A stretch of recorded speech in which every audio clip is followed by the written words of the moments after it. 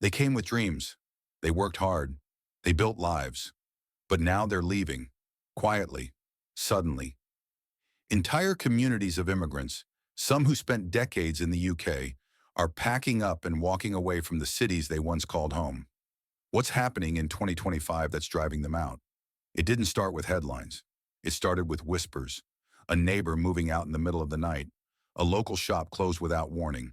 School classrooms that used to echo with multilingual chatter slowly falling silent. At first, no one noticed. But now the pattern is undeniable. Immigrant communities are disappearing from Britain's urban landscape, and fast. This mass move-out isn't just a relocation, it's an emotional rupture. Families who've lived in cities like London, Birmingham, and Manchester for 10, 15, even 25 years are suddenly giving up everything they built. Not because they want to, but because they feel they have no choice. Why? Let's go back a few years. The pandemic shook the economy, and recovery came at a cost. Wages froze. Rents skyrocketed. But for immigrants, the pressure wasn't just financial, it was personal. Policies became stricter. Immigration checks became more invasive. One mother recalls how her landlord suddenly started demanding proof of immigration status after she'd lived in the same home for 12 years. Another man who had been working legally as a delivery driver was abruptly terminated when his employer reevaluated sponsorship costs. By 2025, the situation has worsened. The UK's housing crisis has reached a boiling point. Landlords are becoming increasingly selective, often refusing to rent to immigrants due to complex legal fears, government pressure, or thinly veiled discrimination.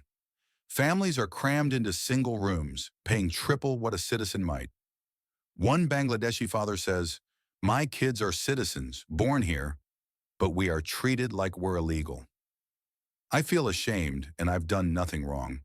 The job market isn't any kinder. With a weakened economy, companies are cutting costs. And guess who they cut first? Skilled immigrant workers, even those with years of experience, find themselves unemployed and replaced. Tech workers, nurses, construction professionals, all dismissed under the excuse of policy changes or national hiring preferences. These aren't isolated stories. They are daily realities. Immigrants are being priced out, pushed out, and emotionally burned out. But it's not just about economics or policy, it's about belonging, or rather, the lack of it. An African mother who's lived in Birmingham since 2008 said something chilling. "I stopped feeling welcome. People look at me differently now, not like a neighbor, but like a burden." Community centers that once served as cultural lifelines have closed due to funding cuts. Places of worship are vandalized. Children are bullied in schools, not for their grades, but for their accents. It's the slow drip of exclusion, the kind that wears you down, not overnight, but over years. And so, families are leaving. Some return to their home countries, even if they no longer feel like home. Others move to smaller UK towns where they hope anonymity might offer peace.